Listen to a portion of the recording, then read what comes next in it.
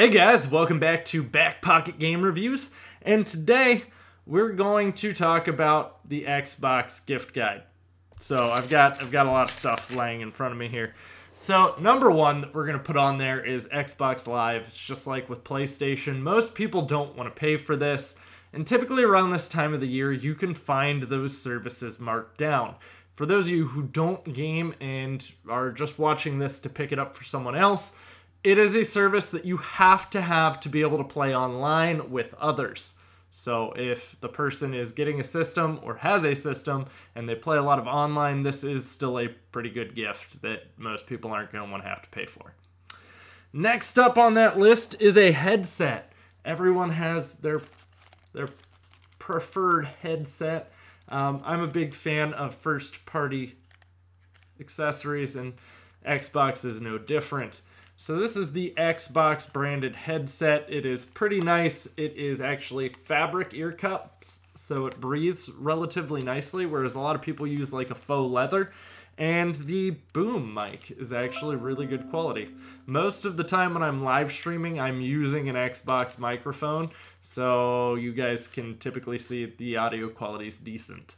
But this is not surround sound. If you are looking to go surround sound, you will have to look to other offerings for Xbox.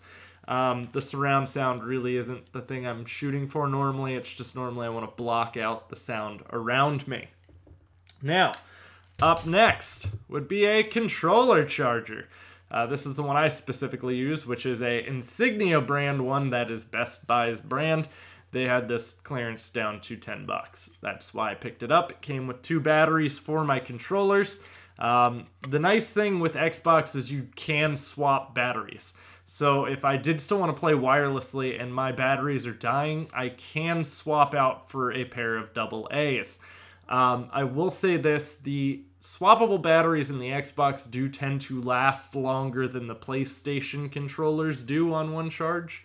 Just as a heads up, maybe I'm the only one who experiences that, but I mean, we're talking like almost double the time I get out of an Xbox versus a PlayStation controller. You can find a lot of different offerings. PowerA offers one. There's a bunch of different companies that make these.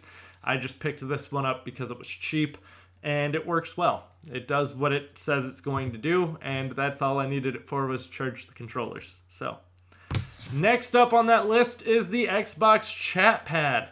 So the Chat Pad has a lot of nice functionality and features to it, specifically the X1 and X2 buttons down here, which you can remap on the Xbox. But X1 is actually set to take a screenshot, and X2 is actually set to record game footage. It is nice to kind of have those quick draw like that, and to have them separated out. Sony gives you that built onto their controller with the record button, but you have to tap it twice or tap it 3 times, and sometimes that can be more of a nuisance than just tapping once. And going down with my fingers is easier than going up away from the joysticks. So personally, I love this. It makes it a lot easier too when you get like codes and stuff, so maybe I need to enter in my Xbox Live 1-year subscription that someone got me for Christmas. I can type that all in relatively quickly rather than sitting there with the on-screen keyboard. Or if I'm just trying to shoot someone a message like, hey, you want to play Call of Duty? This makes it a lot easier. It just plugs into the bottom, and it also gives you headphone controls for your headset right here on where you can have it displayed. It is a backlit keyboard as well, so you can see it pretty well even in dim lit environments. Now, next up would be some games. Obviously, we gotta have some games on this list, or it's not a very good list. So I'm gonna stick with the trend that I had with the Nintendo Switch and with the PlayStation video, and we're gonna give you 4 Xbox exclusive games that I would say are the Xbox pickups. The reason why we're sticking with exclusives is because if you already have another console, and I were to name off like a third party or one of those kind of games, you might already have it, so it's easier to stick with exclusives. First up is Halo 5. I really like Halo 5. It has really good online, especially if you enjoy continually having updates brought to you online, sort of like Rainbow Six or Overwatch. They constantly have new maps and stuff added. It's nice. Halo 5 is a really good game. A lot of people dislike the story, just as a heads up. But if you are a huge Halo fan and you read any of the extended universe content, you will probably like the story of Halo 5. Forza Horizon 3. Now, I know Forza 7 is the newest one. I personally prefer the Horizon series because it is open world. So you're driving around a beautiful Australian setting, and there's a lot more to do in Horizon than what there is in 7. 7 does offer you circuit racing, but Horizon offers you just this open world experience and being able to drive up and decide to race your friends' drivatars or recruit them to your team, and the barn find cars make it a lot of fun too. So the DLC for this is also really good. They have a Hot Wheels pack, which adds like Hot Wheels circuits, which is pretty cool. So that would be my choice to go to for racing games on Xbox. Gears of War 4, which I own digitally, so I don't have anything to show you for that one. But Gears of War 4 is another multiplayer competitive game for Xbox. The online is widely praised with Gears of War, but Gears of War also has a pretty good story, and this one actually might be the best Gears of War story so far.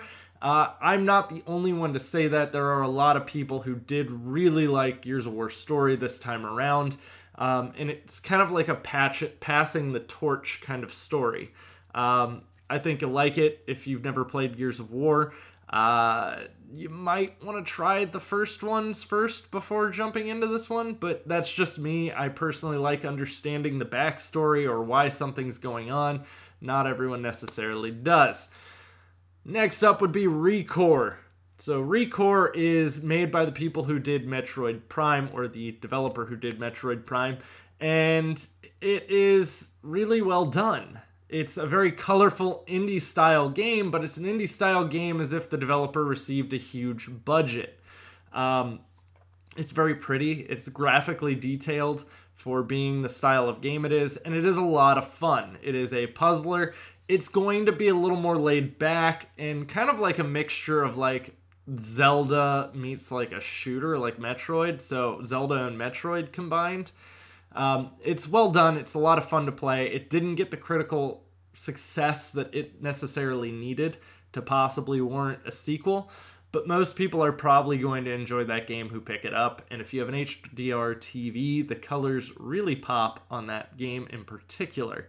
I would have put Cuphead on this list, but Cuphead is one of those games that it's going to agitate some, and you can't actually buy a physical copy of Cuphead, or all of the copies, or all of the games I just listed to you. You can grab a physical copy to give to someone as a gift. That's why Cuphead was not on here, for those of you who were triggered by that. Next up would be external storage. Just like every console this generation, you're not going to have enough storage if you are a more than casual gamer on your console, whether it be Xbox, PlayStation, or the Switch. None of them typically are going to cater storage-wise to someone who's more of a enthusiast, we'll say, of gaming. This one right here is just a My Passport by Western Digital. This one is a terabyte. Obviously, Best Buy has some really good deals right now on external storage, so I would recommend actually going over to their site and checking that out, specifically because the holidays are going on. If you haven't seen any of my holiday videos, I talk about that in some of them. We're not going to spend too much time talking about the external hard drives, though. I do recommend you get a desktop drive because they do tend to be faster. So those would actually be called the Western Digital MyBooks, whereas the portables are the My Passport. Just nice little tip there for you. And last up on this list would be controllers. Everyone loves controllers, and Xbox does a lot to bring you some pretty sweet controllers, whether it be the Xbox Elite controller, which is quite hefty in price, but if you have someone who is a hardcore gamer and takes their games very competitively and serious, that might be a great option for you to go with the Elite controller.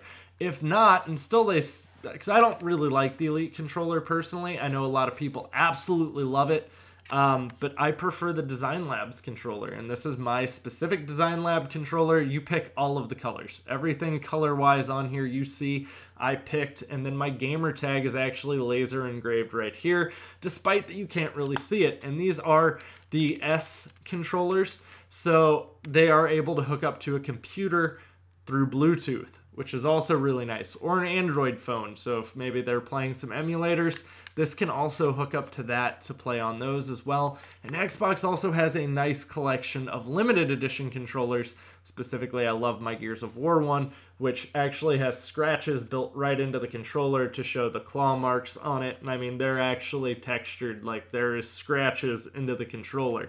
Xbox does a really good job at their limited edition controllers, not saying that Sony's are terrible, but a Crystal controller doesn't really have the same amount of detail as something like this.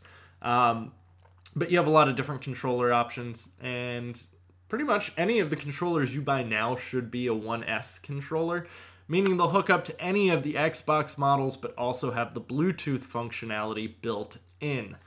Well, guys, let me know down below if I missed anything or if there's anything you feel is a huge game changer that they should pick up accessory-wise for an Xbox.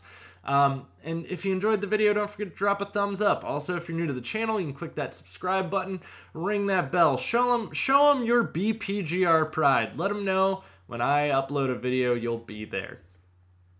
Notification squad, where you at? All right? Guys, thanks for watching. I'll have plenty more content coming for you, and stick around.